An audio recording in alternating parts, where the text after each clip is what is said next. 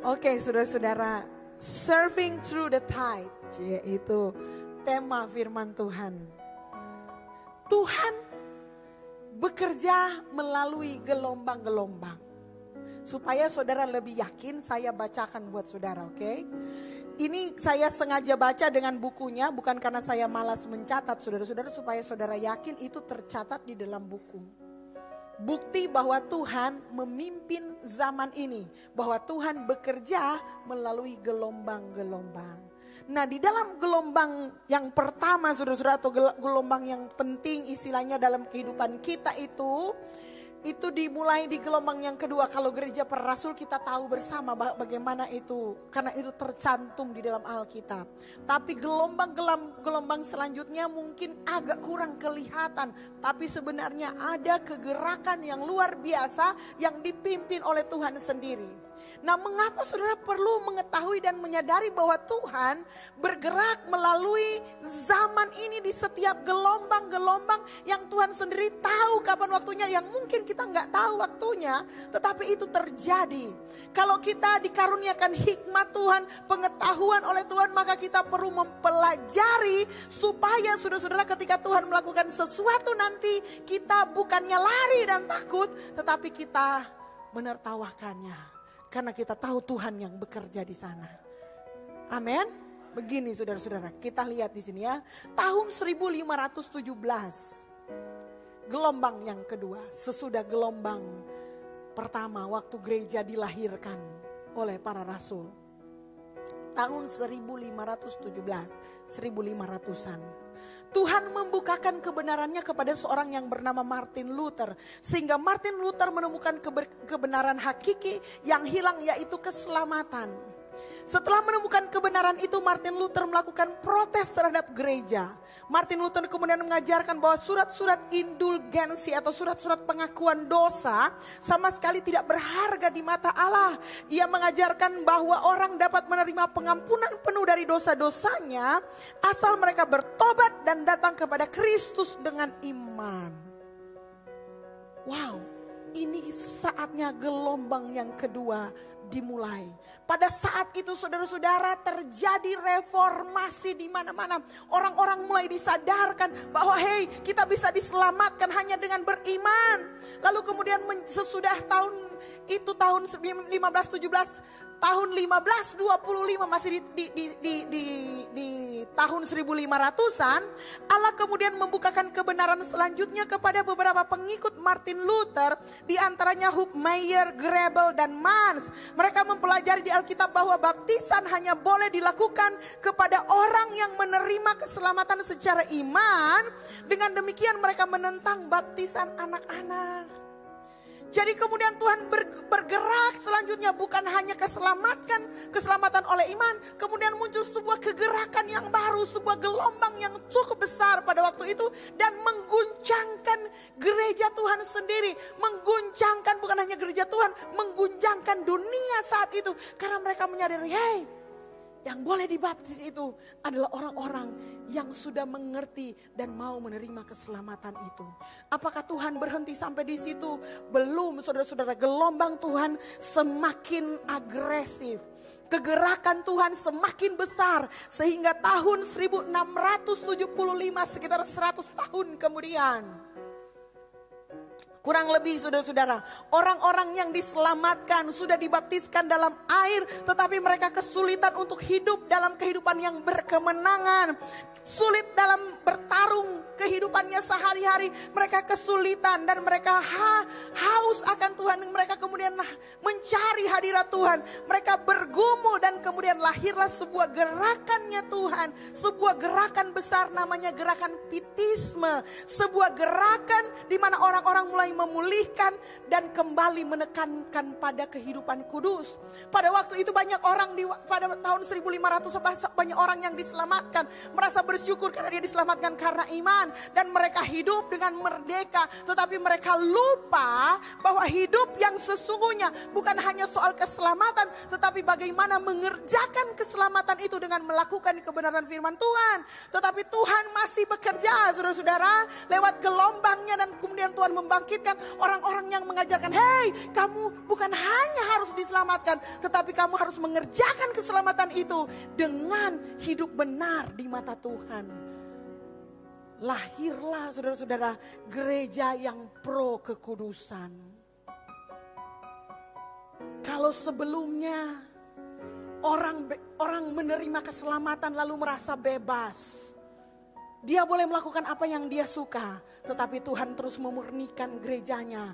Gelombang selanjutnya yang lebih besar membangkitkan sebuah kesadaran bahwa kita tidak cukup hanya percaya.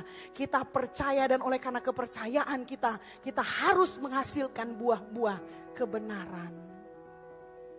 Gereja yang awalnya mulai toleransi terhadap perceraian, Tuhan mengingatkan kembali, hei, perceraian adalah kekejian di mata Tuhan. Berawal itulah saudara-saudara, dari gelombang itu kemudian mulai lahir gelombang selanjutnya. Gelombang yang besar selanjutnya itu adalah gelombang karismatik atau pelayanan karismatik. Kapan itu saudara-saudara? Diawali di tahun 1800. Jadi sekitar 200 tahun kemudian saudara-saudara, ada seorang pendeta gereja Presbyterian, gereja Protestan bernama A.B. Simpson. Dia bekerja begitu bersemangat melayani Tuhan sampai akhirnya ia sakit.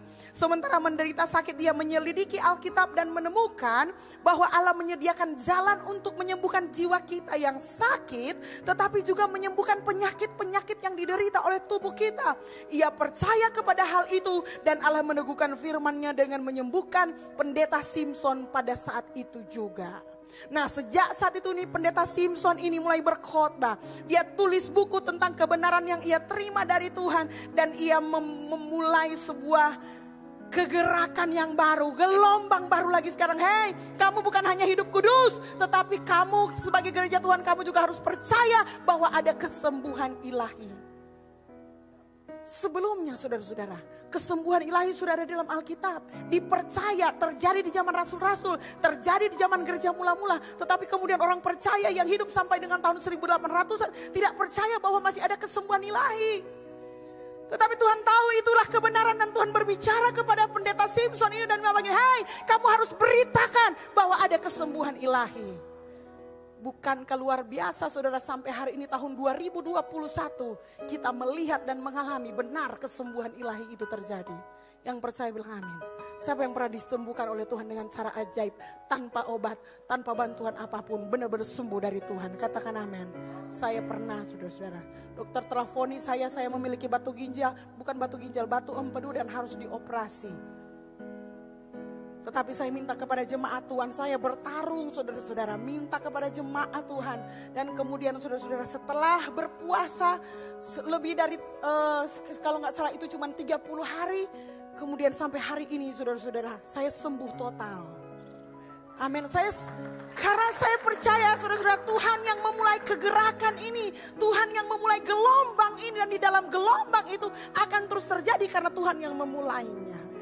Bilang amin. Lalu kemudian saudara-saudara, apakah gelombang itu berhenti sampai di situ?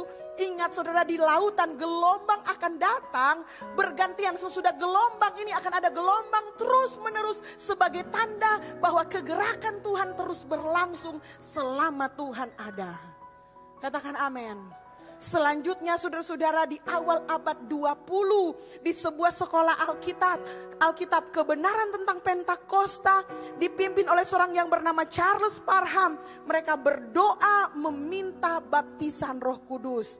Lalu tepatnya tanggal 1 Januari 1901, sekitar 200 tahun dari A.B. Simpson menemukan kebenaran tentang Pentakosta, hampir 200 tahun kemudian, tepatnya di awal tahun 1901, Tuhan menyatakan kuasanya dengan lahir sebuah gelombang yang sangat besar. Menurut saya sebuah tsunami rohani, di mana orang-orang mulai datang dan melihat kembali Alkitab dan melihat, hei, ternyata orang percaya itu bisa menerima kuasa Roh Kudus sama seperti rasul-rasul.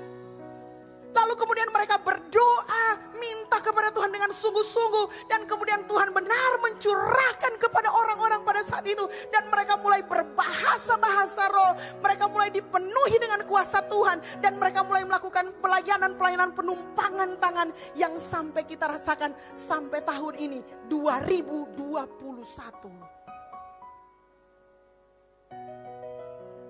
Sudah 100 tahun lebih, saudara-saudara. 100 tahun lebih. Gelombangnya Tuhan masih bekerja. Apakah sudah berhenti? Tahun 1960-an. Ketika gerakan Pentakosta, gelombang yang ketiga ini, tsunami rohani ini mengguncang atau mengalami kegerakan yang besar sekali, saudara-saudara. Injil diberitakan sampai ke pelosok-pelosok. Orang-orang yang dipenuhi oleh Roh Kudus ini nggak bisa diam. Mereka haus, mereka rindu untuk memenangkan orang lain. Mereka bahkan ada yang meninggalkan keluarganya, meninggalkan harta warisannya, menjual segala miliknya. Mereka beli tiket satu perjalanan untuk pergi ke hutan Amazon, ke segala penjuru dunia, karena mereka rindu negara-negara lain, orang-orang lain akan mendengarkan Injil. Sudah bahkan penjajahan mereka masuk, yang penting mereka bisa memberitakan Injil Yesus Kristus. Hanya Tuhan yang sanggup menggerakkan orang-orang itu. Dan hari ini saudara-saudara, ketika berita firman diberitakan, Roh Kudus bekerja. Oleh karena ada pekerjaan roh di tahun 1900 awal, kita di tahun 2021 ini masih bisa merasakan nyala api Tuhan lewat kegerakan rohani. Ketika Tuhan bekerja, yang percaya bilang amin. Gereja ini lahir 16 tahun lalu. Masih terbawa dari situasi ini. Apa yang terjadi saudara-saudara di akhir tahun 1800-an, Allah bekerja dengan hebat melalui persekutuan-persekutuan. Dan Tuhan kemudian berbicara kepada persekutuan-persekutuan ini tentang kebenaran tentang gereja lokal. Pada saat itu di mana-mana saudara muncul persekutuan-persekutuan yang mempraktekkan, mereka tidak ingin keluar dari gereja mereka. Mereka adalah orang-orang yang biasa saja, tapi mereka mengetahui kebenaran firman Tuhan. Tetapi kemudian mereka mulai dikucilkan. Dan sejak tahun 1800-an Allah menyingkapkan kebenaran. Dan kemudian persekutuan-persekutuan ini kemudian mulai bergerak. Sekarang kemudian menjadi gereja lokal. Dan Tuhan mulai memulihkan pelayanan masih dengan gelombang yang sama, saudara-saudara. Ada karunia pelayanan. Saat ini gelombang pelayanan itu sudah sedemikian luar biasanya, sehingga tidak ada perbedaan lagi antara yang mana yang pastor, yang mana yang jemaat. Karena memang itu yang diperjuangkan di gelombang yang ketiga, bahwa di mata Tuhan semua orang yang sama. Urapan pemain musik sama dengan urapan pastor, sama dengan urapan yang melayani di belakang saja. Semua yang melayani Tuhan diurapi oleh Tuhan. Semua yang percaya kepada Roh Allah diurapi oleh Roh Allah. Dan inilah pekerjaan besar Tuhan. Dan kita ada di gelombang ini, saudara-saudara. Kalau kita nggak peka, maka gelombang ini justru mungkin akan menenggelamkan kita. Harus diakui, di setiap kegerakan Tuhan, di setiap gelombang Tuhan, kelompok orang yang tidak siap dengan gelombangnya Tuhan, kelompok orang yang tidak siap dan tidak peka dengan maunya Tuhan, itu pasti akan hilang kalau enggak stagnan. Apa yang sama dari semua kegerakan ini? Sudah tahu? Semua gelombang yang baru selalu dimusuhi oleh gelombang yang datang lebih dulu. Orang-orang yang ikut kegerakan Tuhan dimusuhi oleh orang-orang yang tidak mau bergerak bersama dengan Tuhan.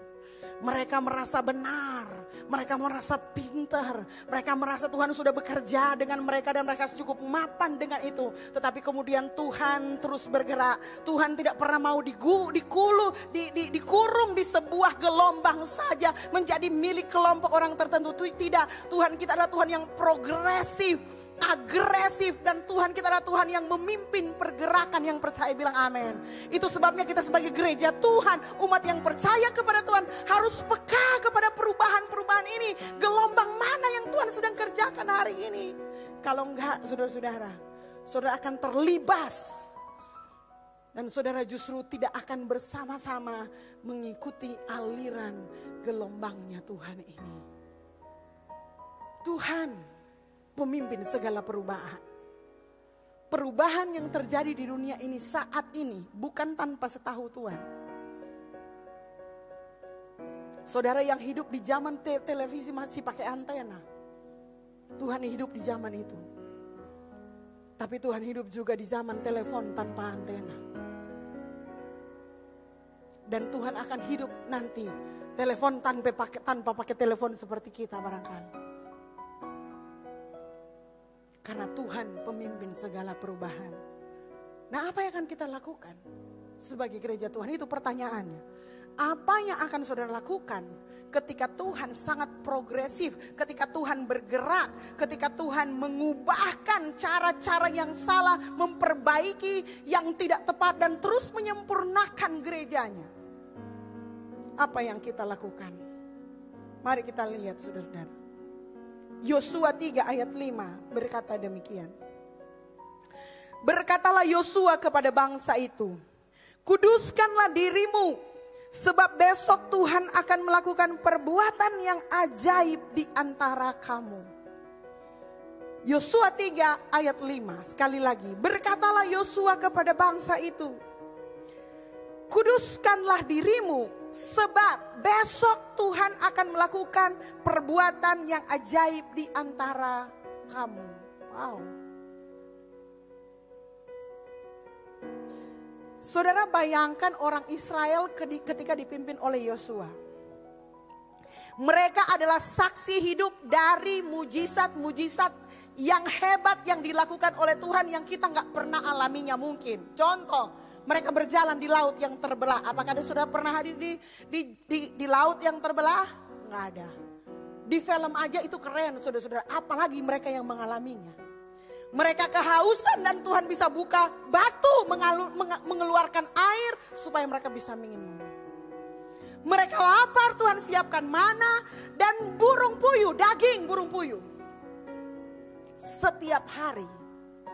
Mereka gak perlu bapacol, mereka gak perlu ngapain, Tuhan siapkan makanan buat mereka. Mereka makan mana, makan burung puyuh, tapi tidak ada di antara mereka yang kolesterol, darah tinggi, asam urat. 40 tahun. Kalaupun mereka mati karena kekerasan hati mereka. Tuhan berjalan bersama dengan mereka, dengan tiang awan dan tiang api.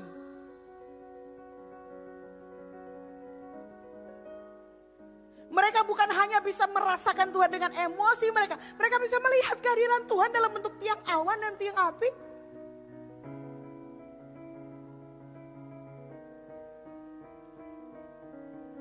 Mereka mengalami mujizat-mujizat yang luar biasa. Dan mereka percaya kepada janjinya Tuhan. Saat terakhir sebelum memasuki tanah perjanjian, saudara-saudara, Tuhan masih melakukan mujizat kepada mereka. Tuhan membelah sungai Yordan. Amin. Di bawah pimpinan Yosua. Mereka memiliki dua pemimpin yang hebat sepanjang sejarah. Ada Musa dan ada Yosua. Dan sekarang mereka mau duduk di tanah perjanjian. Kalau tanah perjanjian itu melambangkan sesuatu yang dijanjikan oleh Tuhan. Sudah dengarkan baik-baik. Mereka sudah berjalan 40 tahun. Dan mereka sekarang mau duduk di tanah perjanjian. Tetapi ingat, Tuhan bilang, hei kamu harus berperang di tanah perjanjian. Bukan berarti saudara-saudara ketika saudara memasuki tanah perjanjian lalu saudara tinggal melewati semua mujizat dan kemudian duduk-duduk menguasai tanah perjanjian. No. Di tanah perjanjian pun saudara harus berperang. Sama-sama bilang berperang. Saudara harus bergerak. Karena demikianlah cara Tuhan bekerja. Cuman satu yang bilang amin. Bantu saya dong saudara-saudara. Katakan. Haleluya. Dan saudara-saudara di tengah-tengah situasi itu saudara bisa bayangkan gimana perasaan mereka. Mereka adalah saksi. Yosua bilang sesuatu. Hei bangsa Israel, dengar baik-baik. Kuduskanlah dirimu.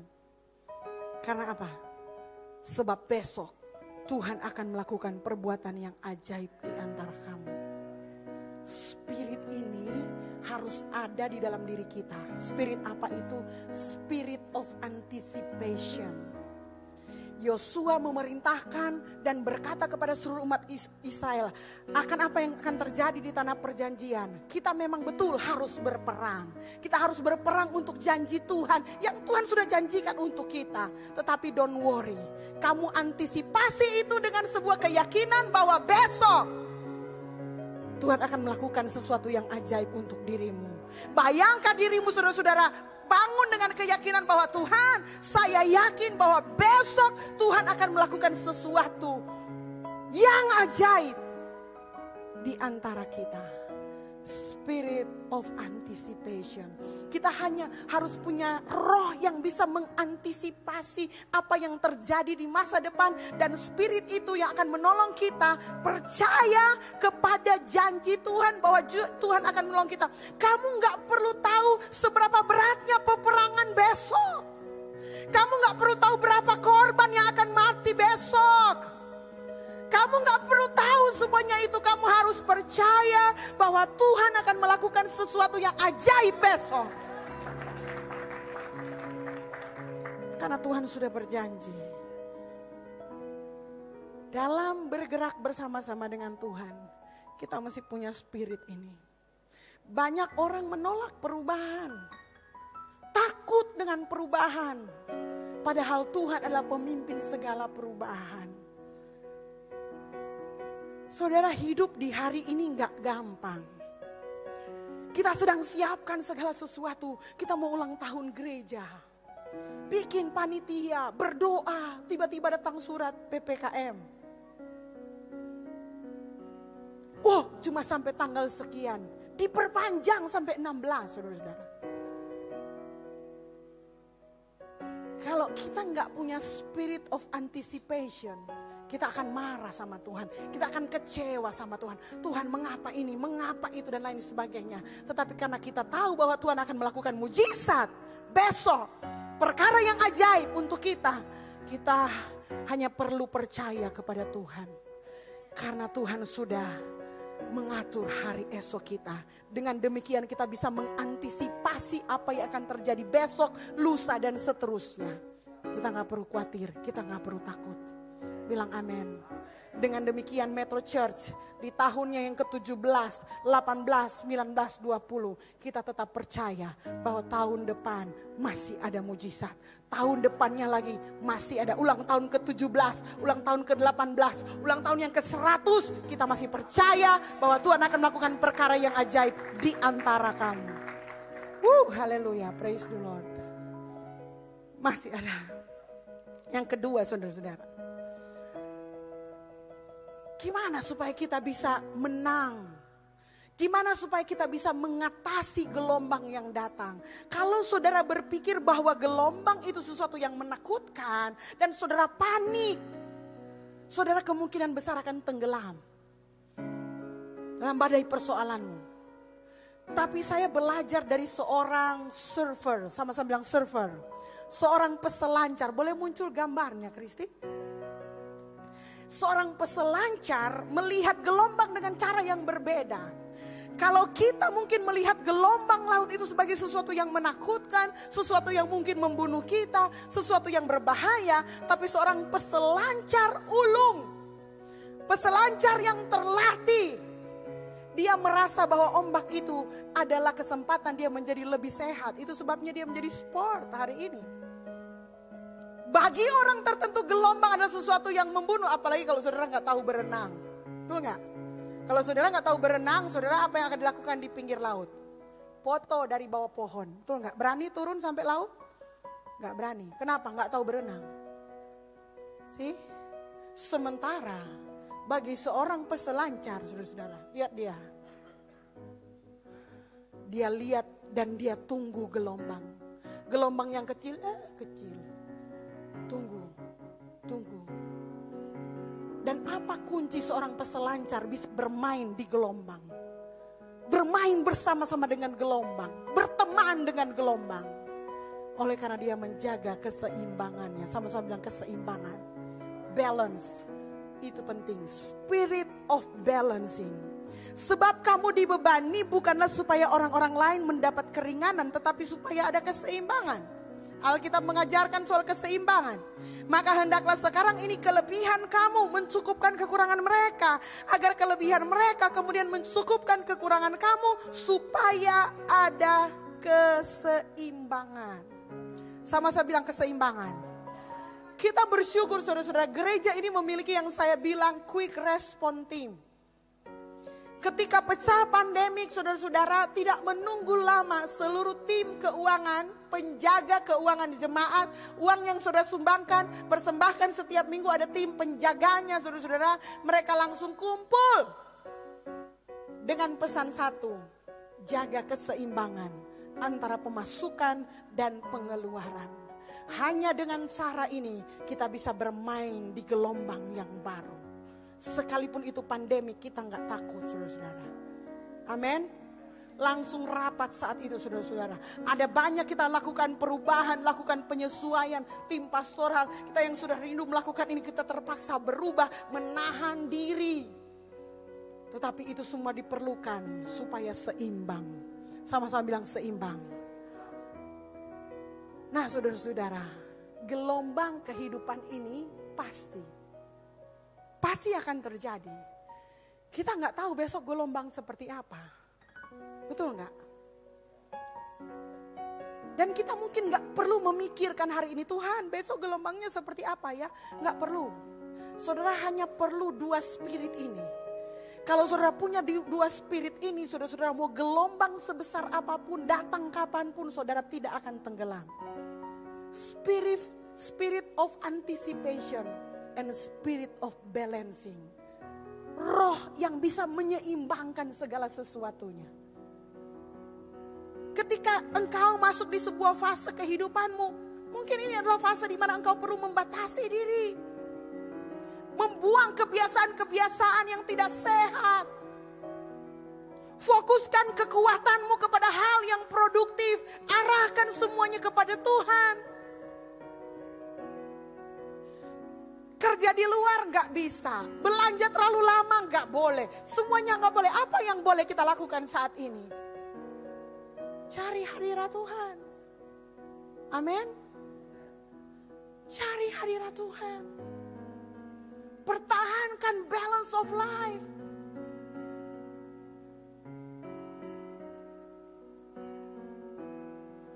Are you ready, church? Saudara siap? Apapun yang terjadi, saudara-saudara. Saudara sedang ada di sebuah gereja yang sangat agresif, progresif. Karena Tuhan kita adalah Tuhan yang sangat agresif dalam kehidupan ini.